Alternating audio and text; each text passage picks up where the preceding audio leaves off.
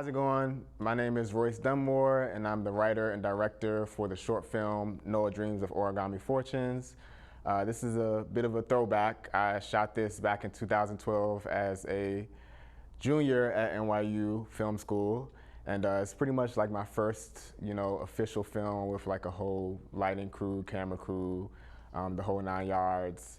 It was very much a learning experience, and yeah, it's pretty much a movie inspired by childhood fantasies and kind of those deep-seated things that we long for and desire in ways that I think even show up in our adulthood that we can relate to.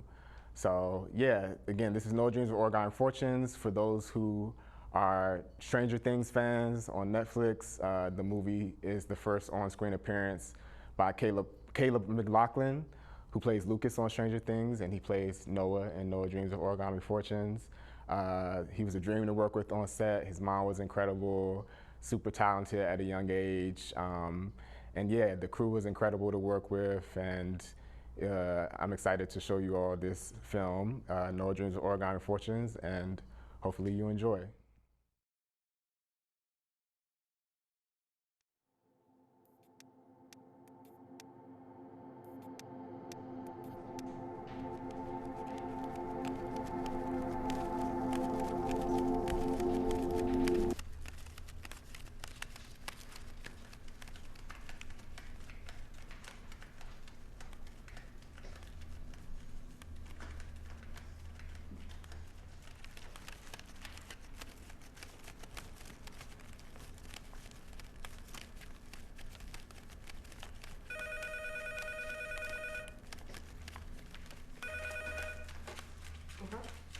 Sir, Ms. Marshall's in her classroom. You can go and see her now. Thank you. No, give me the fortune teller. I said give me the toy.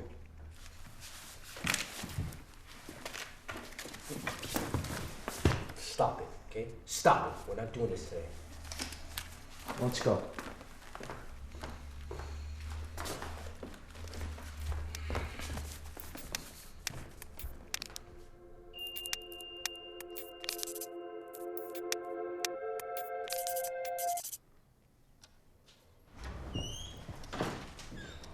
Well, I see Noah has arrived. Hi, I'm Miss Marshall. You must be his brother? Yes, I'm Rory. Oh. Nice to meet you. Pleasure. Please. Oh, do you have the forms I asked you to sign? Yes, I do. Okay.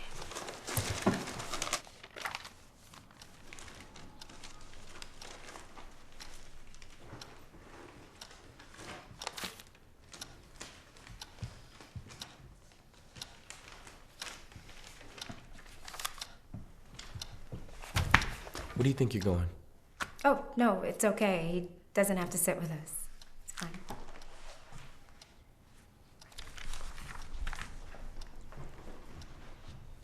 Oh, here you go.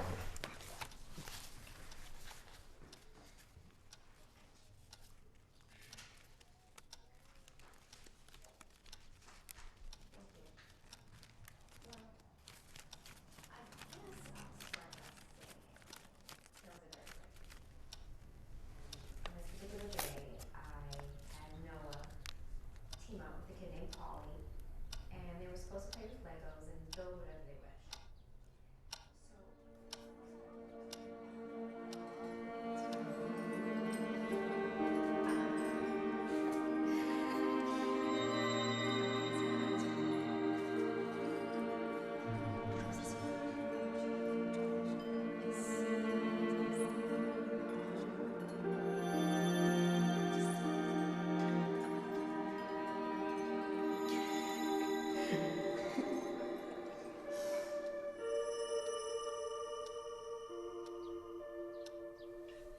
Well, look, Miss Marshall, ever since our parents passed, Noah just hasn't been focused. This has been our third school within 5 months. There's not much I can do with Noah. Well, don't get me wrong. I think Noah has huge potential. I remember when we were making cards for Mother's Day. And when Noah told me that he didn't have a mommy, I told him to just make a card for someone who was a mom-like figure. So a couple minutes later, Noah made the most beautiful origami flower attached to a card, and he told me Happy Mother's Day. Really? Yeah. I have it posted out on the board. Would you like to see it? Sure. Yeah.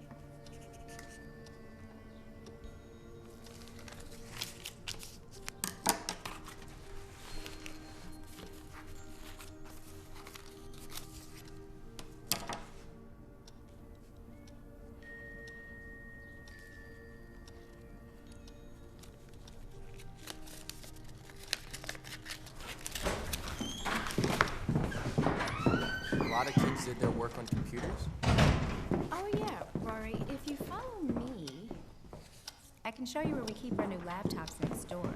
They're so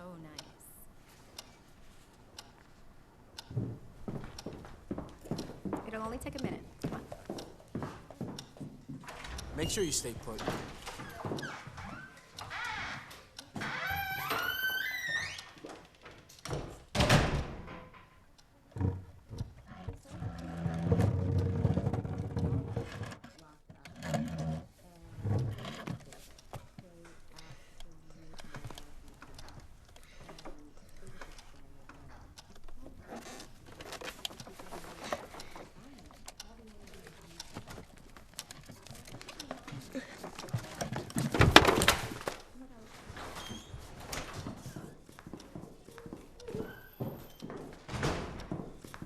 I thought I told you to stay put. And why do you still have that thing in your hand? Why do you have that thing in your hand? But it told me. It told you? The fortune teller told you? I wish you would get your head out of the clouds, Noah. This is nothing but a piece of paper.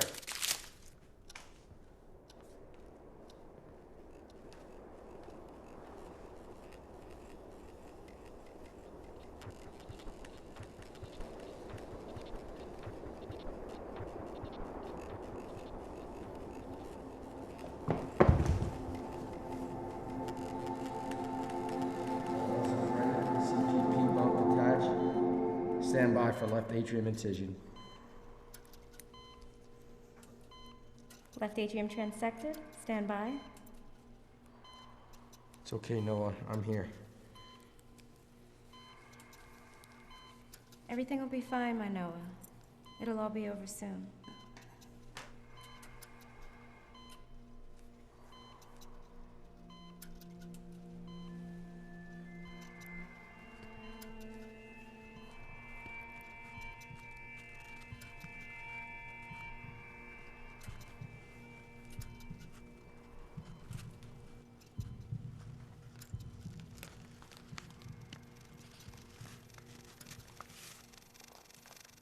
Noah. Noah. You okay?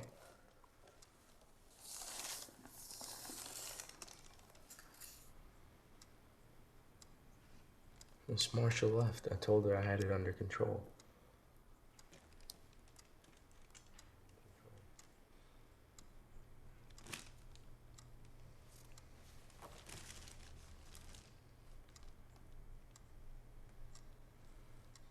Look, if it makes you feel any better, I tried to fix it for you.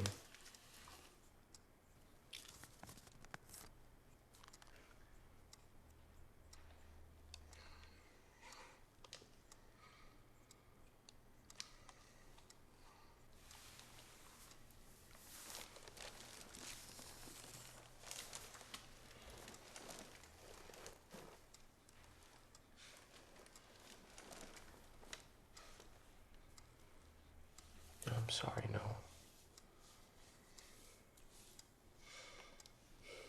I'm sorry, man.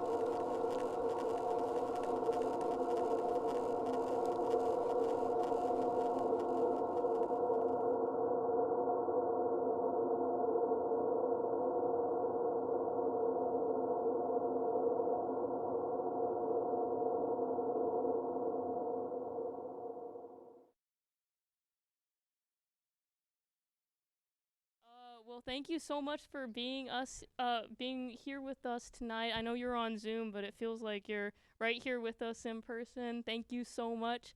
We're gonna start out with you actually, Royce, and I just want to ask you this question: what was your inspiration behind the film? Was this a personal thing of yours?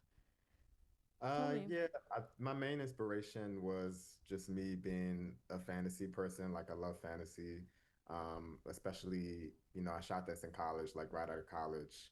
A lot of my influences were very fantasy, particularly like, the Miyazakis and, I'm like a Lord of the Rings kid. Like those are the Cool. movies I kind of grew up with. So I really I wanted to attempt a fantasy movie on an indie budget that was still very um, had kind of like dramatic and emotional weight. Because I think with people like Miyazaki in particular, one thing I love about him is he has a way of having these kid protagonists who I feel like deal with very adult themes, emotional things in terms of, especially in terms of like having to grow up and deal with reality when you kind of want to stay in the fantasy world. Um, Yeah. Always relatable and still relatable to this day. So that was like the main inspiration for the film.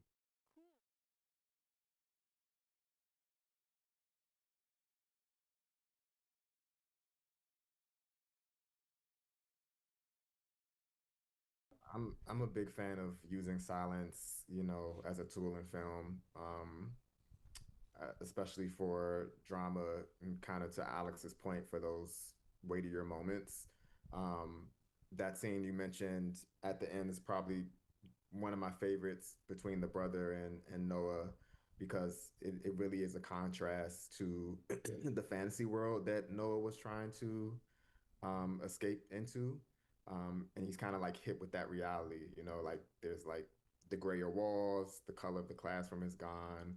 There's like kind of this silence and ambient noise. Um, but it's still a great moment, even in the midst of kind of like this quiet, almost mute moment. Um, they still have this kind of like the first intimate and close connection that they have the whole movie. So it just serves as a contrast to how the rest of the film played out. Hey there, my name is Jeremy K. Brown. I'm an independent writer, filmmaker, and producer under the production house known currently as Film Chow Productions. I've worked on various films and documentaries of all kinds, and today I'm pleased to introduce a film we put together in the summer of 2020. As many of you know, 2020 was not an easy time for film goers and movie makers like myself. But with the help of a lot of friends and family, we were able to pull off the film you are about to see. This is The Red Beast Cometh, directed by my good friend Jacob Hirsch, and filmed by and co-starring yours truly. It's an homage to all the Red Scare monster movie schlock of the 1950s, particularly the guerrilla genre. You'll see what I mean in just a sec. I hope you enjoy it.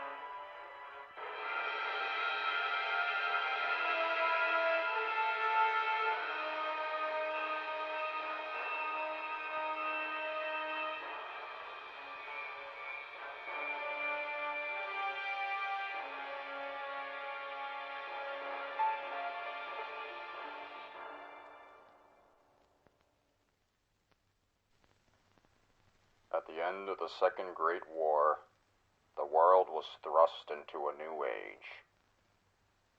The Atomic Age.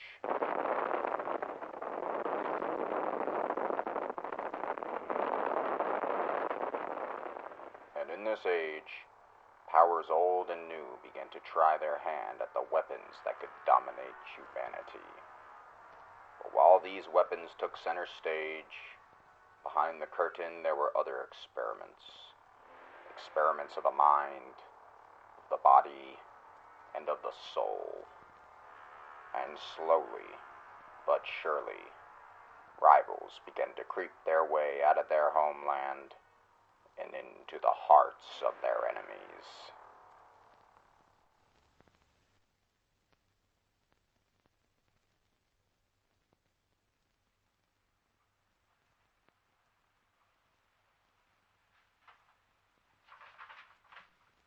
The case was boiling.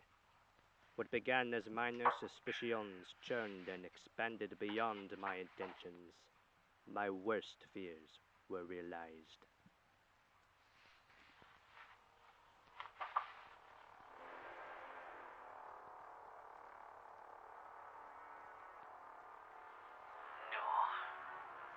The enemy had made its way into our home, and worse, my secret lover was caught in its grasp.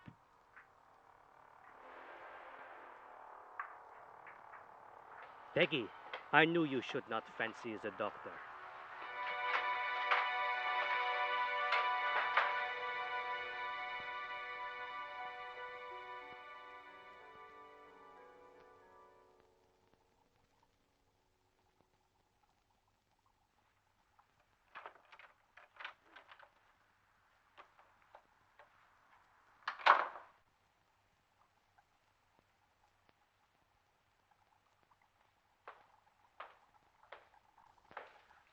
Doctor? What is it, honey? Better be important. Well, I don't know. Then don't bother me when I'm working. I'm a very busy man, you know that. Yes, but, well, you see, it's hard to find you sometimes. You're never at home, you're always at the lab, and And you're what? Look, if you want to have discussions about our relationship, we can do it another time. But I'm on the verge of finishing this serum, and I need some peace and quiet. I understand.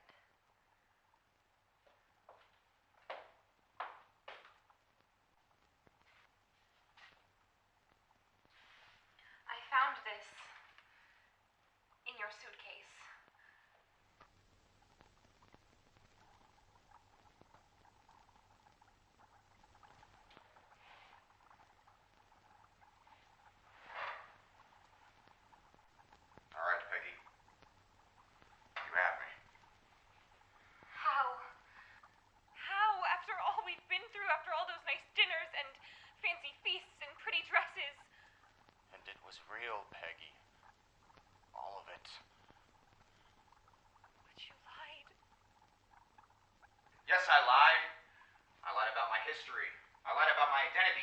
to this country. And I lied about the serum. What do you mean? The serum isn't almost complete, dear Peggy. It is complete. And soon I will sell it to the Soviets, and this Cold War can finally be over. I just need a test subject first. And who better to test it on than myself? Doctor, no! Doctor.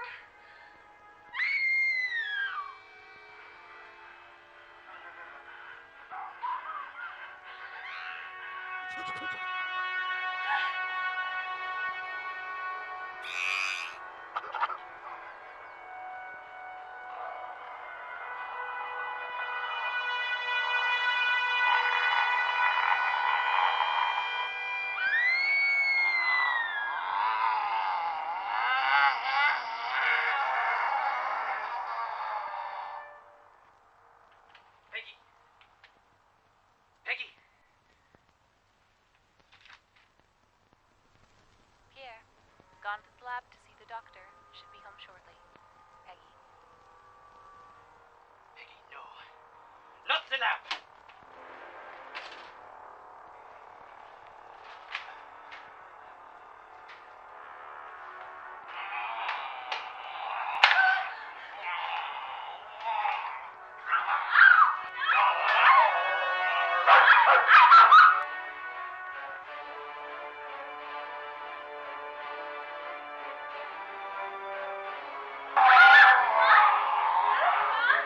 Dr. Cornelius, I heard some noise. What?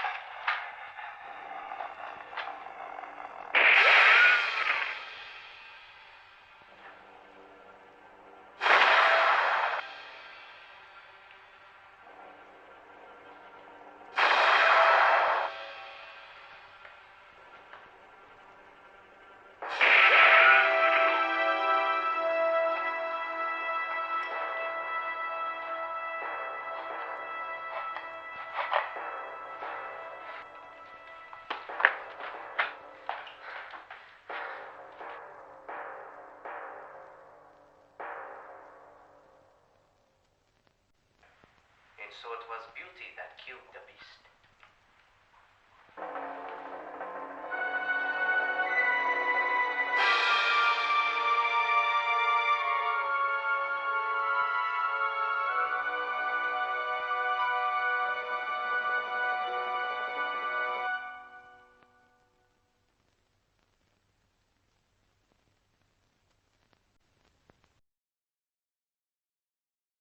Next up, Jeremy. I just wanted to ask you, what was your inspiration behind the film Red Beast Cometh?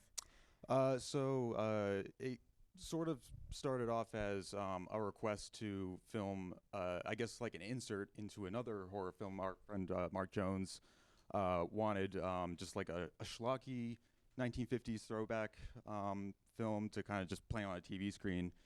And my buddy Jake and I were thinking, well, let's just go all out with it and let's make something that's just fun for us and also fun for that film.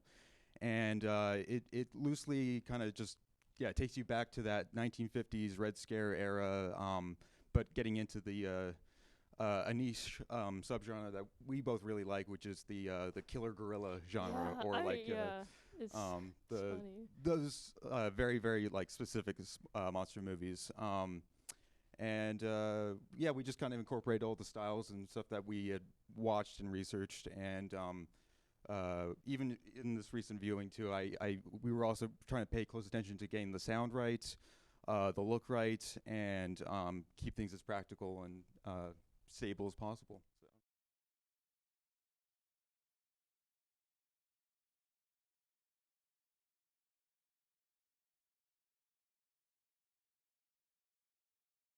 So. Well, so for The Red Beast Cometh, it's an interesting little timeline because we filmed it during COVID at the time, all in person as well. So everybody was a little bit unsure if we wanted to all be in the same room together to get it made, but we took the risk anyway. We conceived the actual script and everything out in pre-production. I think it was around July. We filmed it in August, and then we did pickup shots, and we continued doing post B-roll and post-production on it throughout leading up until Halloween of that year. So we were able to kind of screen it. So it was about a 4-month process getting it completely done.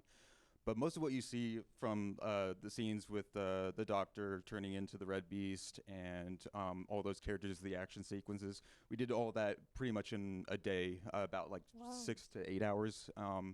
We had all of our props, we had everything kind of blocked out, and on top of that, this is kind of a family production. Like, these are my sister, my brother-in-law, this is my good friend from high school that I'm working with, and we had other people come in to compose a score and work on other visual elements for it, and just everybody that we knew. And it was not one single person's like project, it was all of ours, so we kind of treated it like that. My name's Alex Menick, and I'll be presenting my short film Carolyn Drive, which is titled after a street in my neighborhood where I grew up, where back in the 1960s, a tragedy befell on a family during the height of the Cuban Missile Crisis era. And I also shot it on real Super 8 film from a camera that was made in the 1960s to really bring audiences back to that time period and that mood of paranoia at the time. Hope you enjoy.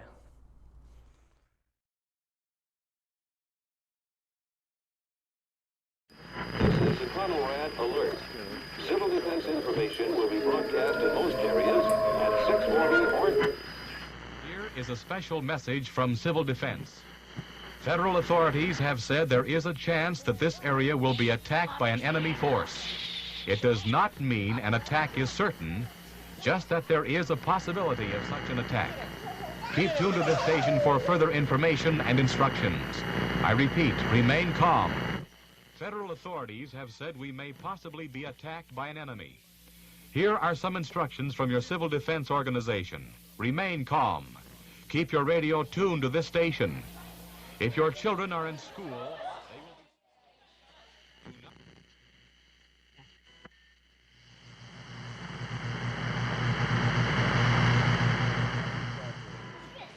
be... Children are in school. Do not go to the school for your children unless this is a part of your school defense plan. The return.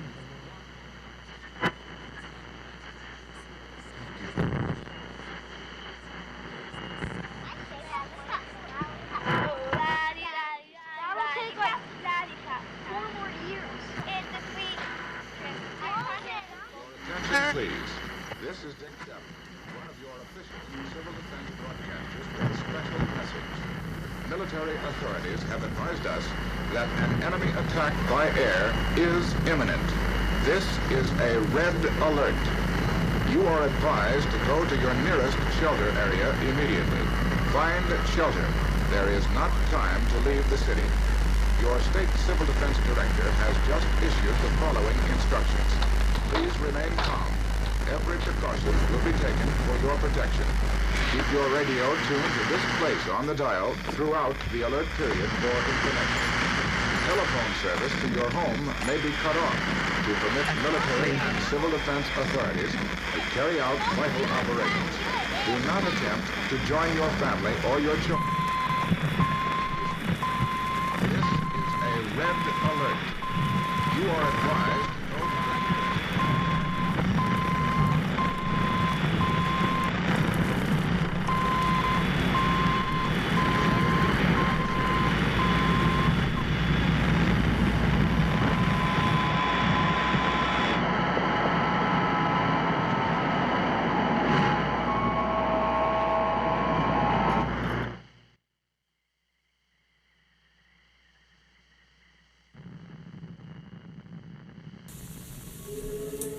to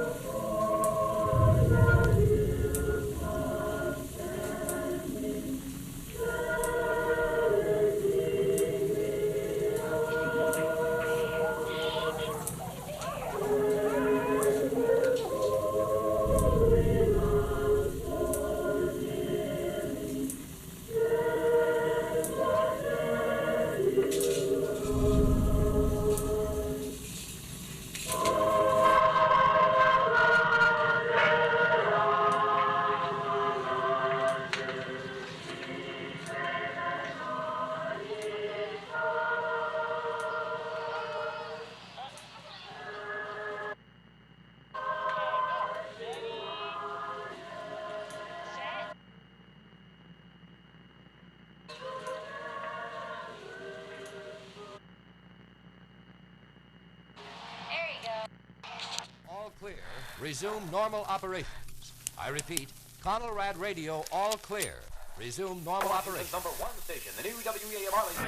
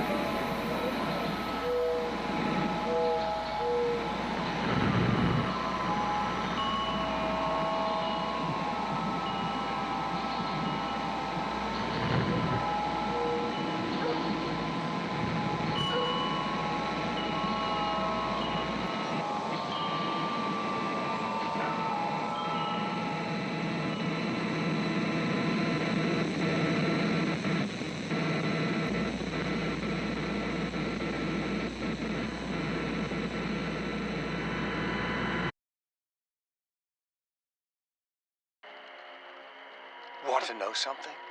It's about Conelrad. Well, Conelrad is out. What's new is EBS. Hey, well, that's better. As I was saying, EBS is up to date. Now in a national emergency, all broadcast stations go off the air. Only EBS stations remain. Dial your radio to locate them. EBS stations will clearly identify themselves and the area they serve. They will give top priority to presidential messages, of course. Then, state and local information, and civil defense instructions. So, in a national emergency, dial your radio to locate the...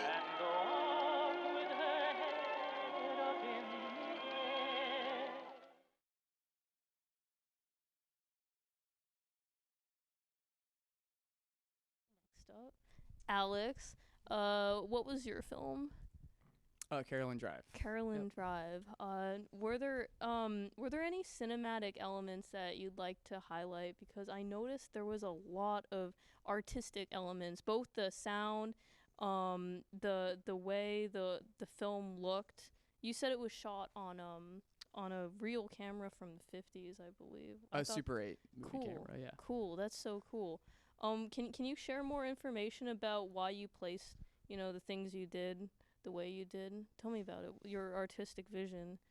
Yeah, the sound was really important to me. I got a lot of it from actually the radio you see in the film. This is like a really old vintage radio set. I actually recorded myself playing it as kind of like an instrument to get kind of mimic sounds of like a heartbeat, or like really heavy, like stressed out breathing and things like that. And of course, like all the static and noise that comes out of it. So that was like actually the funnest part for me, is like just playing with it like like an instrument, Because you're actually a musician too. Yeah, in real yeah, life. that's right. Yeah.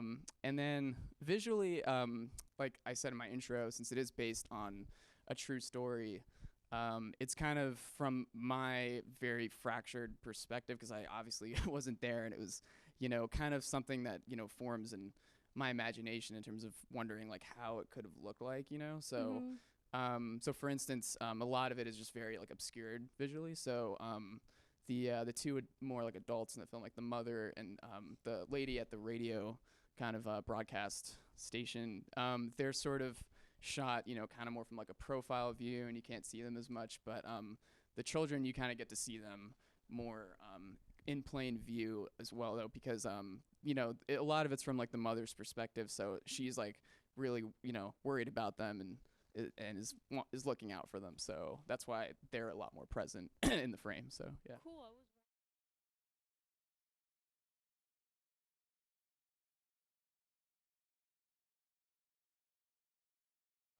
Well, I can't really tell you, but it's what I guess like the key to a lot of it for me is a lot of like the external things going on, like the imminent threat of like the nuclear bomb and things like that, and all like the stress. The way I kind of treated all of it is since like the first up until that point that you mentioned, it's really all through the mother's perspective, so a lot of it is sort of treated like it's her internal Like it's something that's more like personal that's going on inside of her emotionally and mentally, and so that kind of informs the rest of it. So there's kind of like a more deeply personal meaning to her like state of mind, and that's like expressed outwardly through kind of the situation and like the environment at the time. But yeah, so that's all I can say.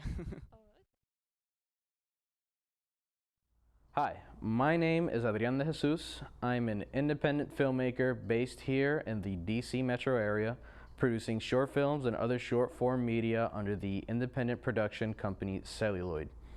Today, I'm going to be presenting my film Dreaming Of, released in 2023. This is the third film I've ever made, and it follows a young woman as she struggles to deal with the loss of someone important in her life. With this being the most recent film I've released, it was definitely a learning experience and one where I hope to build off of and go on to bigger and better things. But still a great cast and general crew to work with, especially thanks to my friends and family. So once again, this is my film Dreaming Of. I hope you enjoy it, and thank you.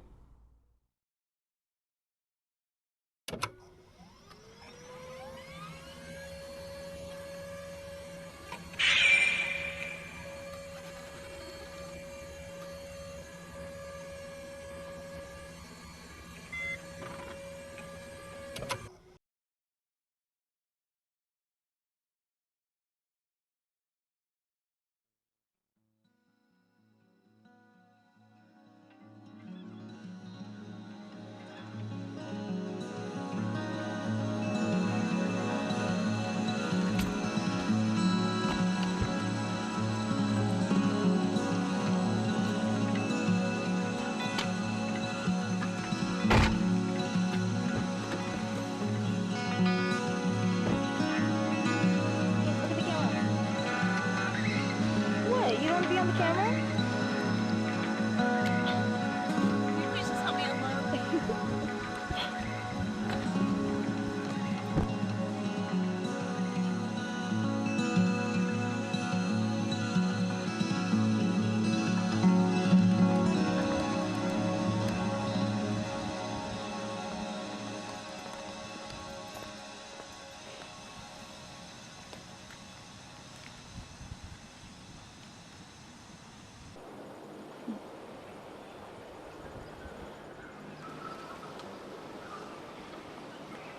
Oh, What's wrong?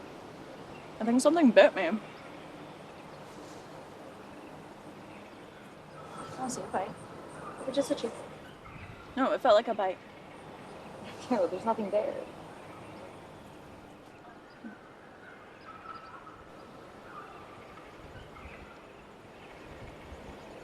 What do you think causes that? Causes what? Itch. Like I felt something bit me, but there's nothing there. Like, I know it's pain receptors or nerves or whatever, but like, what do you think causes your nerves to cause you to itch? You know what I think? I think it's something like a sun exploding. Like something that's so microscopic that we can't even see it. But that's what it's like. It's really like a world ending. Like it's probably of major significance to whoever or whatever is there, but to me, it's like an itch. Or like a fart. Are you done? You're so gross! You're so gross! Okay. There, I got it working again.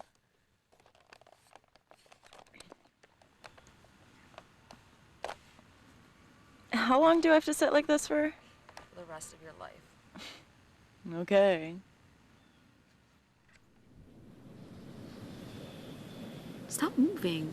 Sorry, it's just that forest. What about it? Reminds me of a place from my childhood. When I was a kid, my dad lived in this cabin, like right outside of the woods. I mean, like the deep woods. Type of place you could easily get lost in forever. And I used to steal his cigarettes. He was a heavy smoker. And while I would go into the woods and play around, do things like drop rocks on an anthill, and sometimes I'd find a dead animal and poke it with a stick. And eventually I'd find a stump or a rock, and I'd just sit there and smoke his cigarettes. I didn't even like the taste back then, but I just felt so at peace. Like nothing in the world bothered me in that moment. You better not be thinking of picking up smoking again. Not, I promise.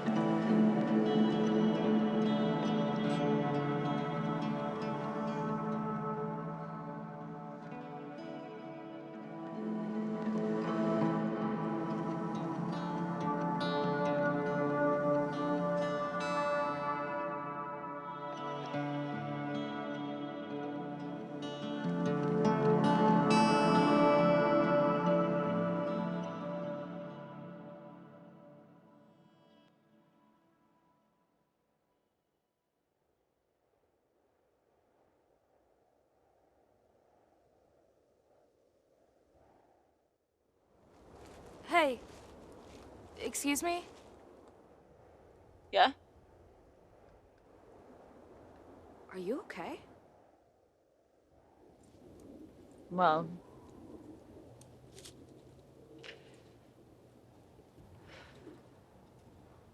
I'm breathing, aren't I?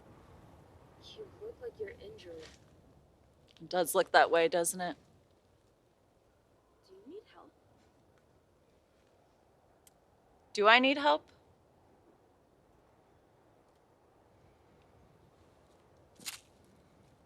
Why don't you sit?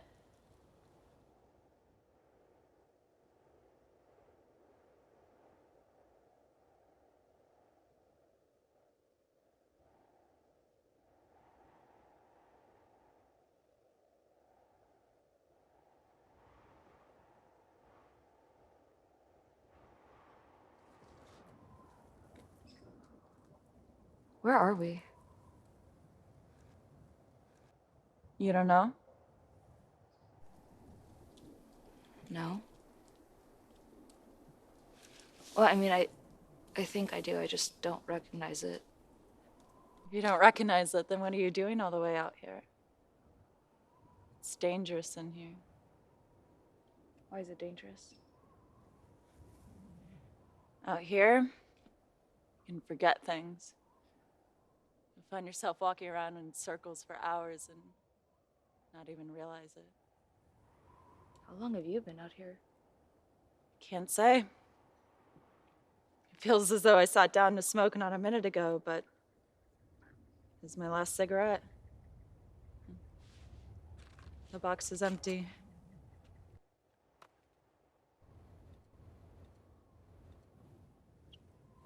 You didn't answer my question.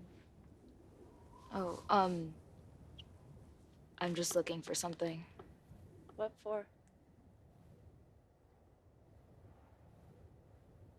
I don't know. I don't remember. I can't shake the feeling that I lost something. Well, then what do you remember then? Do you remember how you got here? Not really.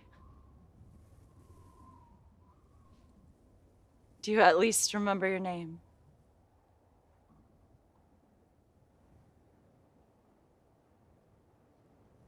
No. Well, you should start looking to head back. You don't want to be stuck out here like me. How do I find my way back? It gets really quiet out here. If you listen closely enough, part of you will tell you where to go. Do you hear anything? Nothing. Nothing. What aren't you telling me? Nothing. You already said that. I think somebody close to me passed. Who? I don't know. Yes, you do. Yeah. Why are you doing this, Maya? I asked you a question. Why? Because I don't want to remember. I can't stop. Anna, you are all I think about. And the more I do, the more sunless our memories get. So I don't want to do it anymore.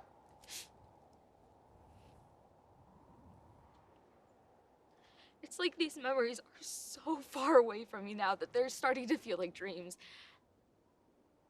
And I'm beginning to wonder if they ever even happened at all.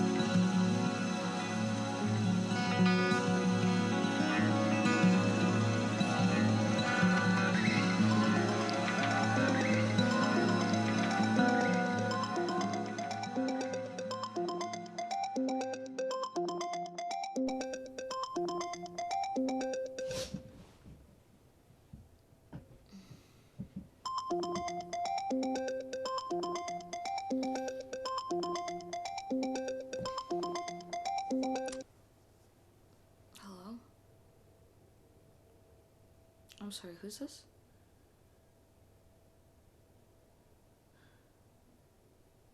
Oh, yeah, hi. No, no, it's okay, yeah, I'm fine. Today? Yeah, I can come in. Yeah, no, it's totally okay. Okay. Yeah, I will. Yes, I will see you later. Okay, bye.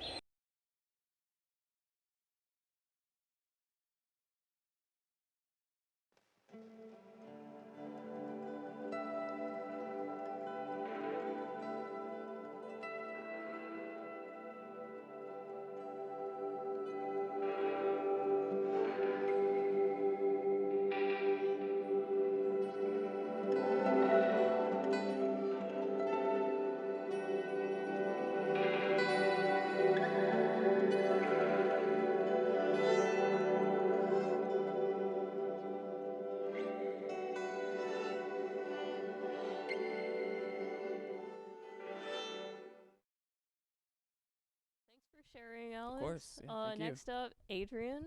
What was your film? Mine was Dreaming of. Dreaming of.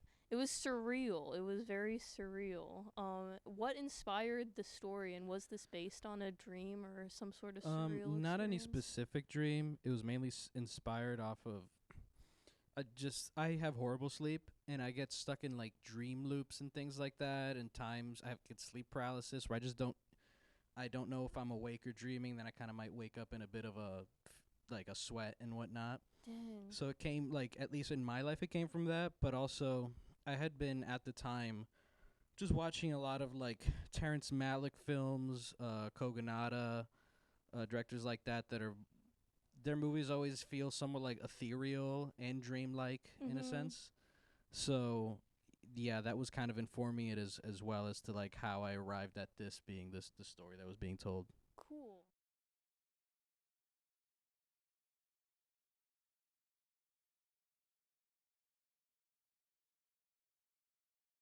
Yeah, well,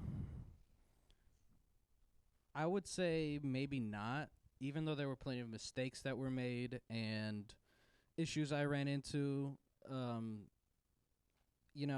This movie was the last like 2-3 films I've short films I've made. I've always seen them as sort of like practice. From like I think the first one I started like 2021 to now. Those 3 have been just to like I really wanted before I ever got to any point that I'd be looking for funding for projects and bringing up like other people in that regard, like producers and whatnot. I wanted to make sure that I knew everything inside and out, just personally that to the point that I could just do it by myself. And we are, I think I've gotten to that point, and it's the plan to the future is to then like keep building in that regard. So yeah, I would say not, because I mean you learn something from every movie, even whether it goes well or not. So and I think it's all valuable.